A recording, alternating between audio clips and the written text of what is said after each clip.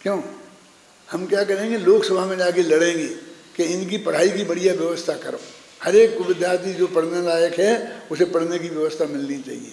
मैंने वो दया किस रूप में बदल जाती, समझ गए ना आप?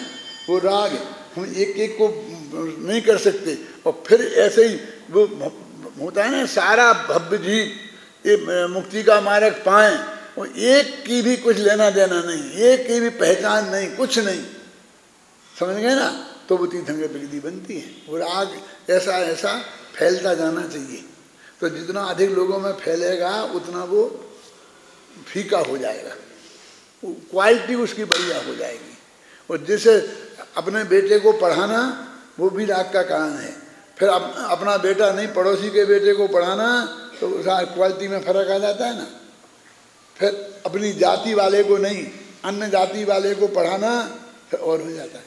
धीरे धीरे हम जैसे फैलते हैं ना, सारा लोग धर्म पाए, मेरा शत्रु भी, कोई शत्रु मित्र का भेद नहीं, जो मुझे नापसंद करता है वो भी, वो उत्कृष्ट का कोटि का राग है। देखो तात्पर्य यह है कि मिथ्या मान्यता पूर्वक अनंतानुबंधी राग रूप करुणा और द्वेष रूप क्रूरता दोनों दर्शन मोह के चिन्ह हैं, और मिथ्या तो अनंतानुबंधी कसाय के अभाव पूर्वक अप्रत्याख्याना वर्णादि कसायों से होने वाला करुणा भाव यद्यपि यह बताता है कि उसके चारित्र मोह विद्यमान है, अतः वह चारित्र मोह का चिन्ह तो है पर दर्शन मोह का चिन्ह कदापि नहीं। कितना स्पष्ट खोल के लिखा है।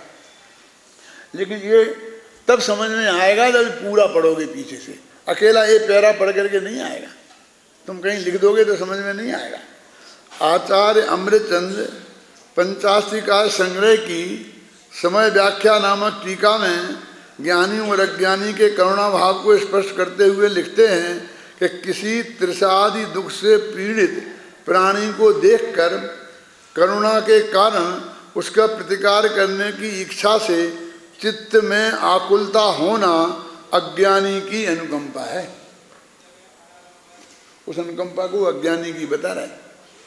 और ज्ञानी की अनुकंपा तो निचली भूमिका में बिहरते हुए जगत में भटकते हुए जीवों को देखकर किंचित खेद होना है। बस वो खेद भी किंचित है। ये जगत का जीव क्या करें, कितने दुखी, कहता कि दौड़ के जाके उसको कुछ करने लग जाए, समझाएं, ऐसा कुछ नहीं। देखो यहाँ स्पष्ट शब्दों में कहा गया है कि अनुकंपा दुख रूप होती है। यह बात आचार्य कुंद की मूल गाथा में भी इसी रूप में विद्यमान है। प्रश्न, हम आपकी बात मान लेते हैं कि करुणा भाव स्वयं दुख रूप है, क्योंकि दूसरों के दुख को देखकर जो दुख हमें होता है उसे ही करुणा कहते हैं, पर हम तो आपसे स्पष्ट शब्दों में पूछना चाहते हैं कि करुणा करना चाहिए कि नहीं। देखो समझे ना, हम मान ली सब बात, नहीं करना चाहिए यह तो आप कह नहीं सकते, ये खुद ही कहते हैं, क्योंकि ज्ञानी धर्मात्माओं के जीवन में भी करुणा भाव पाया जाता है। अब यदि यह कहा जाए कि करना चाहिए, तब प्रश्न ये उपस्थित होता है कि उसमें धर्म मानकर करें कि इसमें भी आपको कुछ कहना है। कि हमें बहुत प्रसन्नता है कि आपने हमारी बात मान ली, पर भाई साहब यह बात हमारी कहाँ है? यह बात तो आचार्यों का कथन है जिसके प्रमाण हमने प्रस्तुत किए हैं। हाँ, यह आचार्यों की बात हमें सच्चे दिल से स्वीकार है, इसलिए हमारी भी है, और हम यह चाहते हैं कि आपकी भी बन जाए। अब रही बात यह कि करुणा करना चाहिए या नहीं, इसके संदर्भ में पंचास्त्रिका व्याख्या की टीका का उदाहरण दिया ही है कि ज्ञानी के करुणा कैसी होती है। वो होगी चाहिए माइए क्या। अध्यात्म प्रेमी होने से यह तो आप जानते ही होंगे कि सभी जीवों के जीवन मरण और सुख दुख अपने अपने कर्मोदय के अनुसार होते हैं। यदि आपके ध्यान में अब तक यह बात ना आई हो तो कृपया समय सार का बंधाधिकार देखें, उसमें इस बात को विस्तार से स्पष्ट किया गया है। प्रवचनसार परमागम का ज्ञान तत्व प्रज्ञापन महाधिकार चल रहा है, उसमें शुभ परिणामाधिकार की 85वीं गाथा चल रही है। 85वीं गाथा की गुरुदेव श्री ने जो किया है वो लगभग पूरा हो गया था, और उसके बाद पर उसके जो कमेंट्स हैं वो चल रहे थे।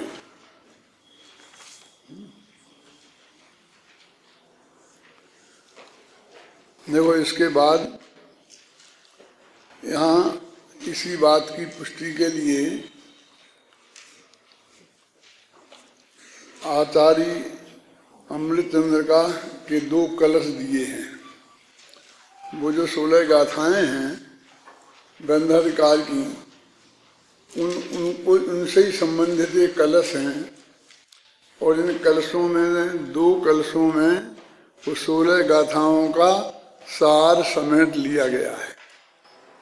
यद्यपि अपना ये बहुचर्चित विषय है और कई दफे इस पर हो चुके हैं व्याख्यान, बीच बीच में भी चर्चा आती ही रहती है, फिर भी ये जो करुणा वाला मामला है इसमें अच्छों का दिमाग थोड़ा सा अस्थिर होता है। उनको भी विकल्प खड़े होते हैं।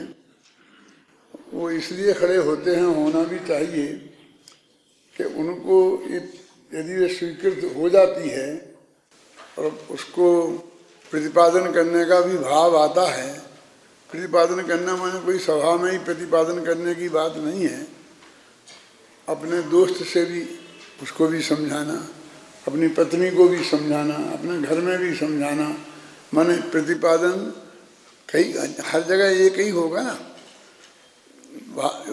भाषण अलग टाइप का हो जाएगा, लेकिन बात तो वो एक ही है ना। वो क्लियर हमारे दिमाग में होनी चाहिए, तभी तो हम उसे प्रस्तुत कर सकेंगे। और कर सकेंगे नहीं, करेंगे। जब हमारी श्रद्धा डगमगाएगी तो हम क्यों करेंगे? तो हमारी वो विषय नहीं हो जाएगा, तो विषय गायब हो जाएगा। इस आधार पर इसलिए वो आधारित है इन कलशों पर कि इनमें ये बताया है कि हम दूसरे को सुखी दुखी नहीं कर सकते, मार जिला नहीं सकते हैं।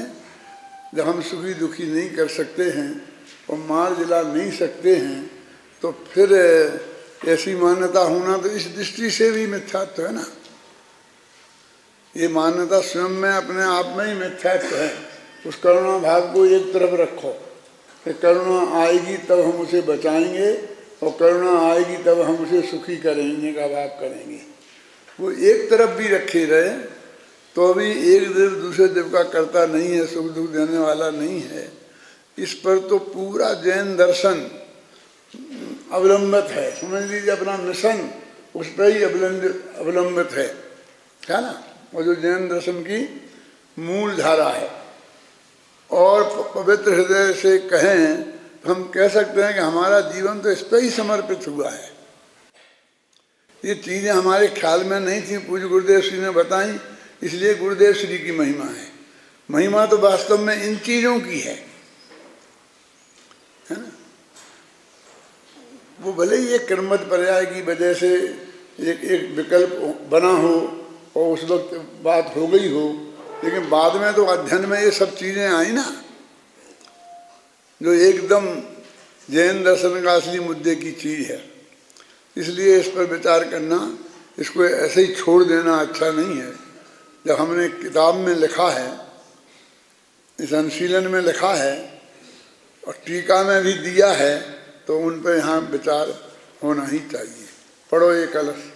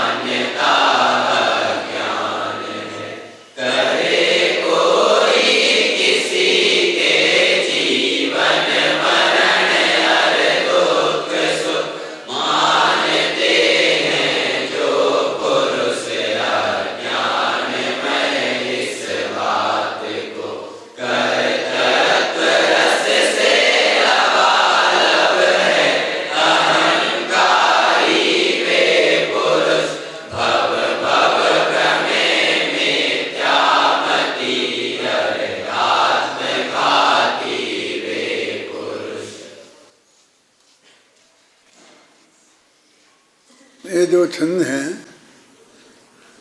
ये अपने घर में ऐसे लिखाने लायक हैं। ऐसे अपन ने ये लिखा है ना, ऐसे इनको भी यहीं कहीं लिखाना चाहिए।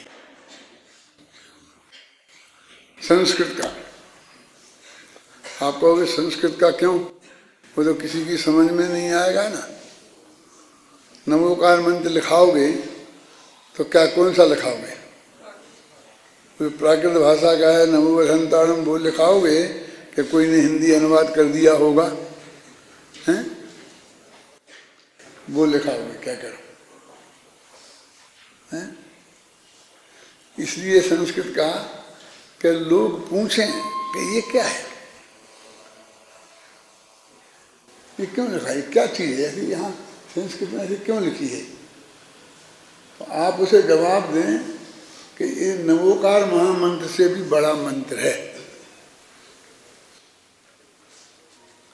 नवोकार मंत्र भी आचार्य भूतमली पशुदंत ने उसे मंगलाचरण में लिखा है। कोई ऐसी बहुत बड़ी बात नहीं है कि एकदम वो अनादि से चला आ रहा और ऐसा है, ये भी अनादि से ही चला आ रहा। ये मान्यता अनादि की नहीं है, वो अनंत काल तक नहीं रहेगी। मतलब मैं नवोकार मंत्र की महिमा कम नहीं कर रहा हूं, मैं इसकी महिमा बढ़ाना चाहता हूं। क्या मैं नवोकार मंत्र की बराबरी पे खड़ी करके उसे नीचे नहीं लाना चाहता हूं, मैं इन्हें उनकी बराबरी पे खड़ा करना चाहता हूं। फिर लोग पूछें कि ये क्या है, आपने ये क्यों लिखाया, तो फिर आप बताएं, चाहे भले फिर हिंदी का लिखा दें बगल में कि साहब इसका ये है, ये इसी का है। लेकिन वो ये हिंदी से नहीं चलेगा, ये समाज में प्रवेश नहीं कर पाएगा हिंदी से। इसे संस्कृत प्राकृत से ही समाज में प्रवेश कराना पड़ेगा इन सिद्धांतों को। वे गाथाएं भी हमको बोलनी पड़ेंगी प्राकृत से कि ये उससे है, इसलिए ये बात कहता हूँ मैं। दूसरी बात, इसमें बहुत मार्मिक बातें हैं, जैन दर्शन की असली बात ये है। देखो इसके साथ सबसे बड़ा अन्याय क्या होता है कि लोग कहते हैं देखो साहब कितना क्लियर लिखा है, कर्मोदयात मरण जीवन सुख दुखम,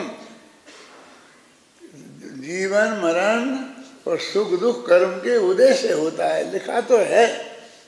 देखो अमृत में संस्कृत देखो पढ़ो, और हिंदी में भी हमने अनुवाद यही किया है, जीवन मरण और दुख सुख सब प्राणियों के सदा ही अपने कर्म के उदय के अनुसार ही हो नियम से लिखा।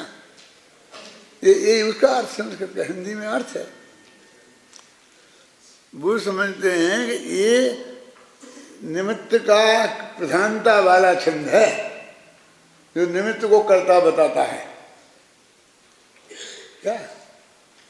लेकिन ये बात नहीं, देखो ये तो क्रमबद्ध पर्याय का सूचक है। और क्या लिखा, सर्वम माने सबका, सदैव माने हमेशा, काल एक कालवाची है, फिर नियतम माने सुनिश्चित होना, ये भाववाची है, और भवती सब पदार्थ सदा ही सुनिश्चित होते हैं, माने सब पदार्थ माने सब पर्यायें हमेशा जब जिसको होना है वो बिल्कुल द्रव्य क्षेत्र काल से बनी हुई सुनिश्चित होती हैं।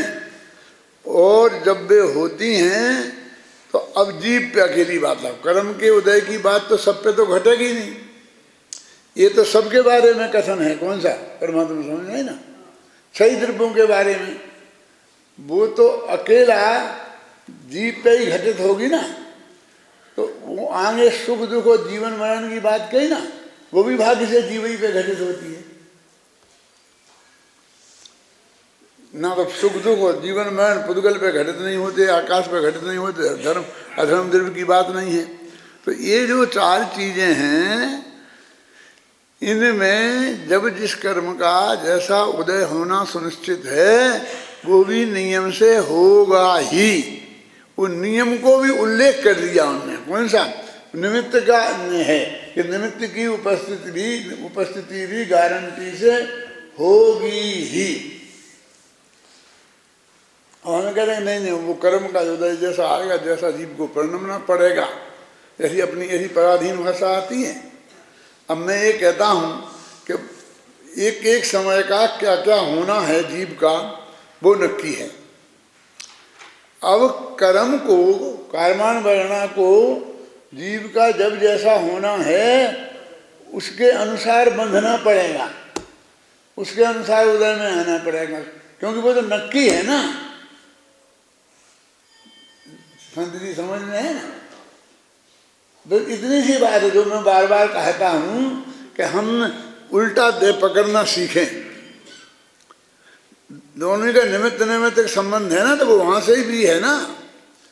यदि ये नक्की है कि भगवान महावीर से अपन पूछें कि हमारा मृत्यु कब होगी, तो ये बता सकते थे क्या? नहीं, तो वो ये देख के बता देते कि भाई इनका ये आयु, जब तो आयु कर्म बना ही नहीं होगा हमारा। आज नाथ पे चलो, तो उस वक्त तो गारंटी से नहीं बना होगा ना। तो कोई कर्म को देख के तो नहीं बताते। इसका मतलब वो वासाब ये नक्की है, तो जीवन मरण नक्की है। तो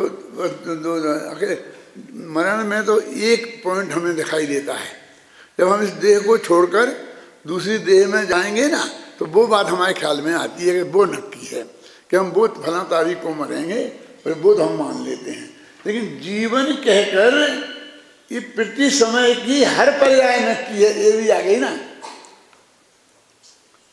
जीवन में। और दुख और सुख जिसमें जो होना है, अब ये सब पहले से नक्की है और आदिनाथ ने जान लिए हैं। तो वो कर्म का, और कर्म के उदय के बिना होंगे नहीं। तो अब तो अब कर्म को नया बंधना है। अब कर्म की तरफ से देखेंगे तभी कहेंगे कर्म भी तो जान लिए थे, ऐसे बंधेंगे और ऐसे उदय में आएंगे, ऐसे श्रद्धा में आएंगे। भी उस व्यवस्था के बाहर थोड़ी है। भगवान ने यदि ये व्यवस्था जानी है और उसमें कर्म का उदय निमित्त होता है, तो इस व्यवस्था के साथ वो भी जुड़ी हुई है। हमें भगवान ने हमें ये तो देखा है कि हम 80 वर्ष की उम्र में मर जाएंगे, और हमें एक ट्रक के नीचे आके मर जाएंगे, एक्सीडेंट हो के मर जाएंगे। अब वो ट्रक कौन सा होगा अभी ये नक्की नहीं, वो नहीं देखा होगा उन्होंने। उस ट्रक का नंबर क्या होगा वो नहीं देखा होगा उन्होंने। उस ट्रक का ड्राइवर कौन होगा वो नहीं देखा होगा उन्होंने। अरे ने सब देखा, हमारी समझ में आता ही नहीं इसका अर्थ। पर हम जो बात ये कहते हैं ये को मान लेते हो, बाकी से अपने को अनिश्चय मान लेते हो।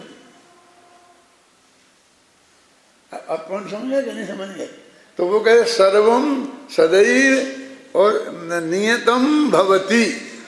अब ये बात पहले नक्की कर लो, खत्म। अभी कर्मोदयात बाद में देखेंगे, क्योंकि एक कमेंट्स 6 द्रव्यों के प्रति है, और फिर जीवन मरण और सुख दुख का विशेषण है कर्मोदयात। ठीक है कि नहीं? संस्कृत में देखो, है ना। अब ये कहते हैं कि सब संसारी जीवों का ऐसा लगाना पड़ेगा, क्योंकि सिद्ध जीवों के जैसे सुख दुख जीवन मरण नहीं है। तो सब संसारी जीवन, पूरे जीवों का नहीं, सब संसारी जीवों का जीवन मरण और सुख दुख ये भी सर्वम में आ गया, है ना। और ये नियतम भवति, सुनिश्चित होता है। तो कर्म का उदय, कर्म के उदय से होता है, तो कर्म का उदय भी सुनिश्चित होता है। वो क्या समझते हैं कि सबका वो सुनिश्चित होता, नियतम भवति पे तो जोर देता नहीं है, क्रिया है।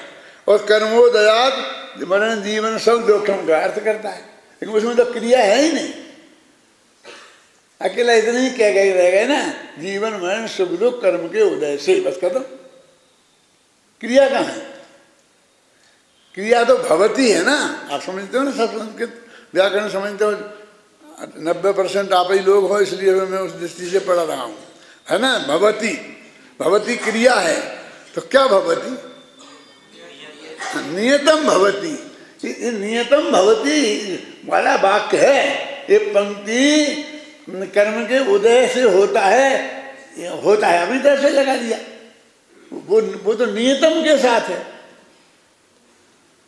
अर्थ समझ में? देखो इसका अनुवाद जब किया जाता है, ये बात मुझे ध्यान में थी, जीवन मरण और सुख दुख सब प्राणियों के सदा ही, प्राणी जानते किसे बोलते हैं? क्यों?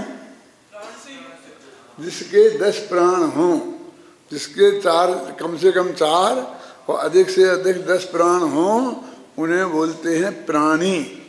और वे संसारी जीवों के ही होते हैं, सिद्ध जीवों के नहीं होते, है ना। 5 इंद्रियां, मन वचन काय, 3 बल, आयु और स्वास्थ्य, ये 10 ही प्राण प्राणियों के होते, इसलिए हमको प्राणी बोलते हैं। प्राणी इसलिए बोलते हैं इन प्राणों की वजह से। प्राणियों के सदा ही अपने कर्म के उदय के अनुसार ही हों नियम से। देखो मेरे कहने का मतलब, हमने इस अनुवाद में हमारा पक्ष ये है कि निमित्त पे वजन नहीं देना दुनिया मानती है, हम तो नहीं मानते, हम तो मानते सत्य पक्ष है हमारा। लेकिन हमने इसमें कोई कंजूसी नहीं की कि उनने यदि कर्मोदयात लिखा है तो उसका जो सही अनुवाद है वो पूरा डाला है उसमें। क्या करे कोई किसी के जीवन मरण अरु सुख दुख, बहुत स्पष्ट है, सरल भाषा है।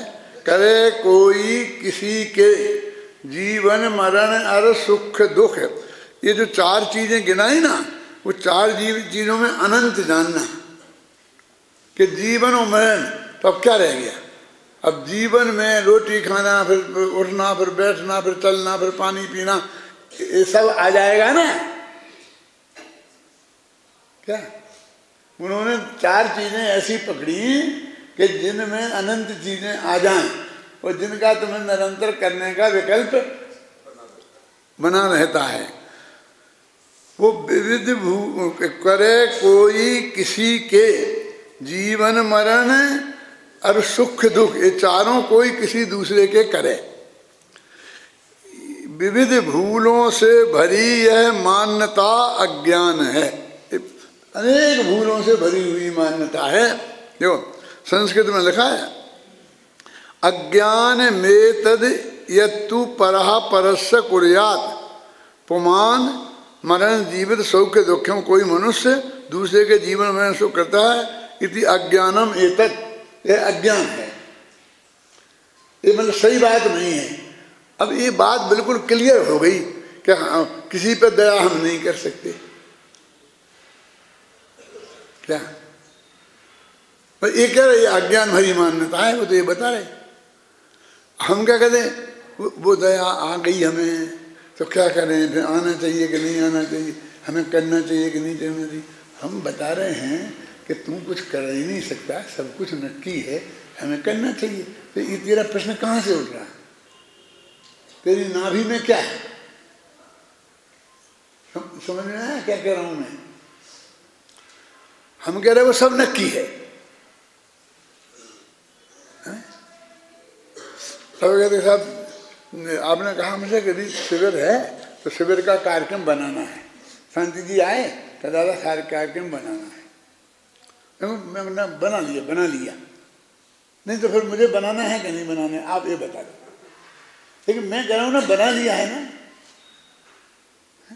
लेकिन मुझे बनाना कि नहीं बनाना, बहुत आज्ञाकारी है ना।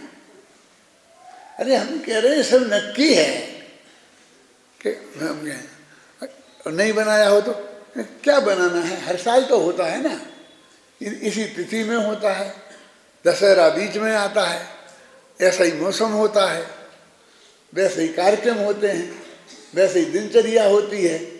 उस दिन उसी उतना ही बजे सूर्य उगेगा, उतना ही बजे अस्त होगा।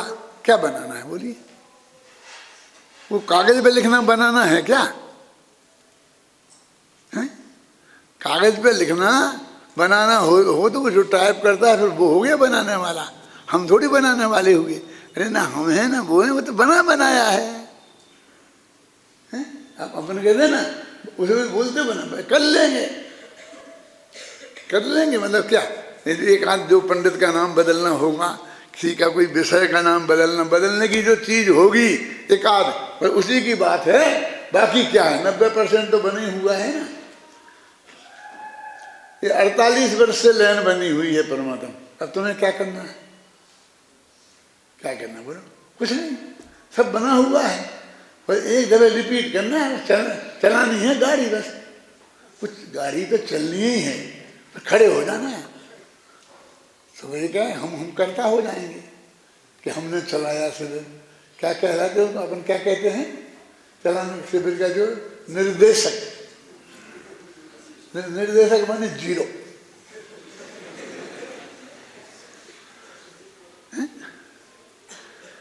क्या करना है बस, खत्म। जो काम चल रहा है उस चलते काम में खड़े हो जाना है। देखो अपने कर्म के उजे हो गया एक, विविध भूलों से भरी यह मान्यता अज्ञान है। कितना स्पष्ट है, ये बिल्कुल अर्थ करने की जरूरत नहीं है। वैसे ही शांति से बोलते जाओ ना, ख्याल में ना, तो ही सारा अर्थ समझ में आता है। ये अपनी दैनिक प्रार्थनाओं की चीज़ों में रखने लायक चीज़ें नहीं हैं, ऐसी अपन चुन के नहीं बना सकते हैं। आप एक गाँव में बोलो, एक दिन अर्थ समझा दो और फिर रोजाना बोलो, सबकी बात रिपीट होती, सबकी समझ में आती जाएगी और उसके दिमाग में 24 घंटे में एक दफ़े ये बात रिपीट होगी।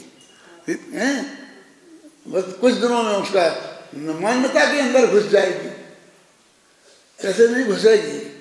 अब जब तुम साल 2 साल में एक आध दफ़े व्याख्यान करोगे, उसमें 2-4 बेवकूफ़ बीच में आकर के वो प्रश्न खड़े करेंगे उल्टे सीधे, ऐसा कैसे हो सकता है? फिर तो दया खत्म ही हो जाएगी। फिर संतों को भी दया होती है, ज्ञानियों को भी दया होती है, फिर ऐसा कर करके उस विषय को फीका कर देंगे, उसमें प्रश्नवाचक खड़ा कर देंगे, और तो कुछ बस की है नहीं उनके। वे जो समझते हैं तत्व, उसको प्रतिपादन करके किसी के गले उतार दें, ये तो बस की है नहीं। आप उतार रहे हो तो उसको मैं प्रश्न वैसे खड़ी कर देंगे, इसलिए फिर कुछ करने की जरूरत। एक दफे शांति से बैठ के अर्थ कर दिया, जो उसकी समझ में आ गया, कभी पूछ लिया भाई बोलो तुम बोलो, किससे किससे किसके लिए कह रहा हूँ? माँ से, बाप से, भाई से, भाभी से, बहन से, बहनोई को, सबको कह रहा हूँ मैं, है? क्योंकि असली हमारे हितैषी यही है ना, तो हमें इनका हित करने की भावना होनी चाहिए कि नहीं?